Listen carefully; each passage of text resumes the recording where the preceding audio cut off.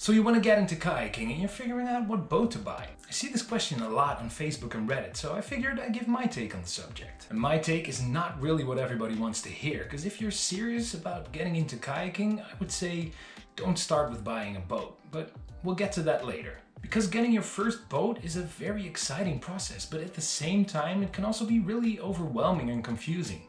There are millions of brands and types of boats, ranging from cheap inflatables to triple-digit expedition kayaks. And to know which one to get, you first have to narrow down your choices. And as with many things, to make the right choice, you have to ask the right questions. So start with asking yourself where, why, and how much. Let's start with the where.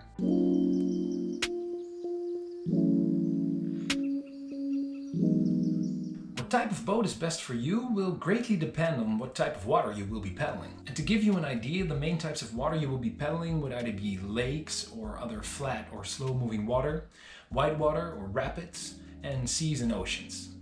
And every type of water will need a different type of boat. To begin, think about where you want to be paddling, but also be realistic. Some of us have the luxury to be surrounded by every different type of water, and others, like me, they don't. So really ask yourself, do you really want to drive 4 to 5 hours every time you want to go paddle a rapid? Or would you rather just paddle the lake behind your house every single day? To start answering the where question, take a real good look at the water around you. Where do you live? Do you live near the ocean or near the sea, or do you live near some great rivers? Let it guide you in your decisions. Okay, so now we know the where, we're ready to buy a boat, right? Not yet. There still are a lot, and I mean a lot, of different types of boats you can use on the same type of water. So that's where the why question comes in.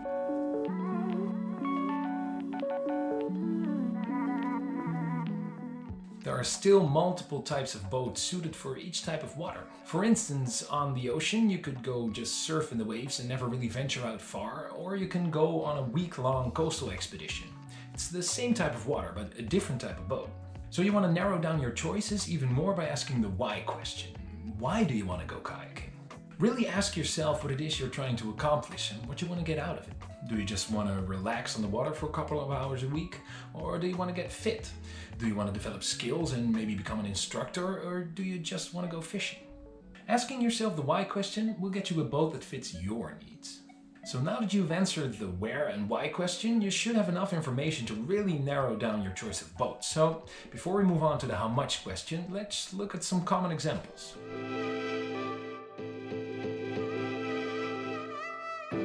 One of the most common combinations would be to paddle lakes and just have a fun time out on the water.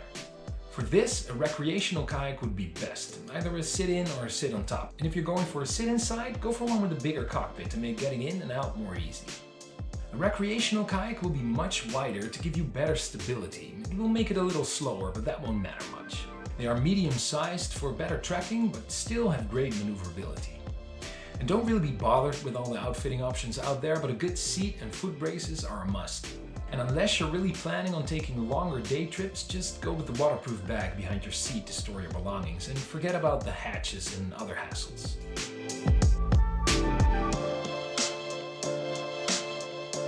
If you want to get the thrill of whitewater kayaking and go down some rapids without much play, you're going to want to get a river runner. River runners are much like their siblings, creek boats, but made for a little less technical and difficult water. They will be longer than many of the play boats, giving them better tracking. Made from polyethylene or PE, these types of boats can take a serious beating. And river runners tend to have a sharper, flatter profile, giving them more maneuverability and better tracking.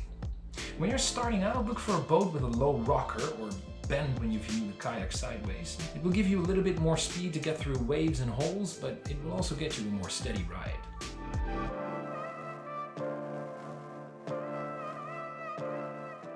If you live near the coast and your dream is to go explore the seas and oceans, you definitely want to get a sea kayak. These composite kayaks are long and slim, which give them great speed and tracking. They will always have small cockpits where your knees are completely below decks to get better control of your boat and to be able to perform rolls when needed. A sea kayak needs to have bulkheads. Those are closed compartments with hatches you can enter from the top. They not only are great for storing gear, but they also prevent your kayak from swamping and filling up completely with water when you flip. And that's a good thing, because out at sea you can't really get back to shore really quickly, so you need to be able to empty your kayak and get back in on the water. They're also the most outfitted boats out there, for good reason. Getting stuck out at sea is no joke. They will have deck lines to grab the boat onto, bungees to put stuff under, a skag or rudder for better tracking, and all other little trinkets like compasses and bilge pumps.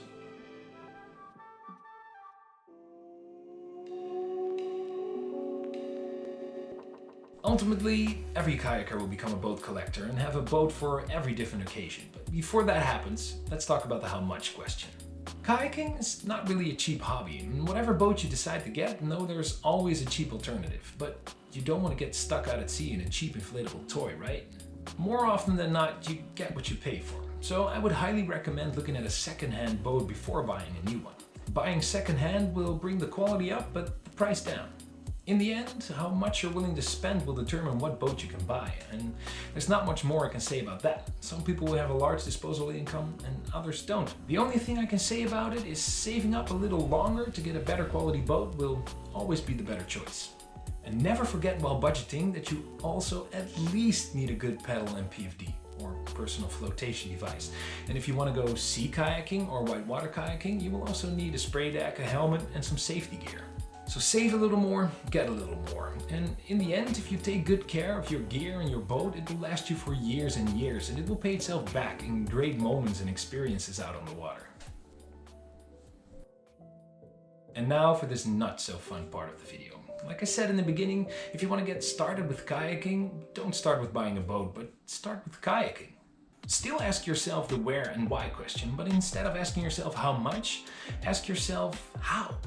Take some classes, take a course, go on some guided tours, and go out there and paddle. Especially if you want to get into more technical kayaking like whitewater kayaking or sea kayaking. Don't go out without proper training and never go out alone.